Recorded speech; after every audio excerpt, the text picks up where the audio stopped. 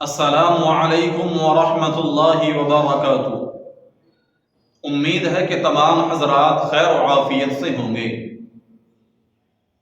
میں آج ایک بہت اہم مسئلہ آپ تمام حضرات کی خدمت میں لے کے حاضر ہوا ہوں۔ مسئلہ یہ ہے، آج کل جو ہماری مائیں اور بہنیں اپنے ہونٹوں کے اوپر لپسٹک لگاتی ہیں اور وہ اپنے ناخنوں کے اوپر نیل پالش لگاتی ہیں، نیل پالش کا استعمال کرتی ہیں، کیا اس کو لگانے سے ان کا وضو ہوگا یا وضو نہیں ہوگا؟ یہ کیا مسئلہ ہے؟ تمام حضرات کو توجہ کے ساتھ سننا چاہیے۔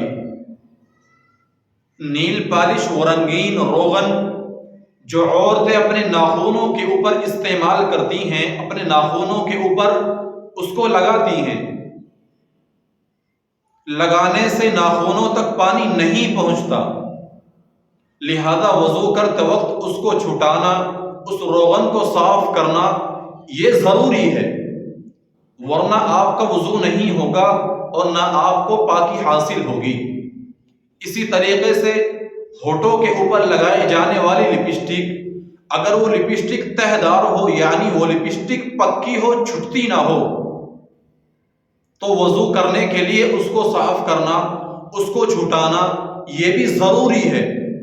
اس کے بغیر نہ تو آپ کا وضو ہوگا اور نہ آپ کا غسل ہوگا۔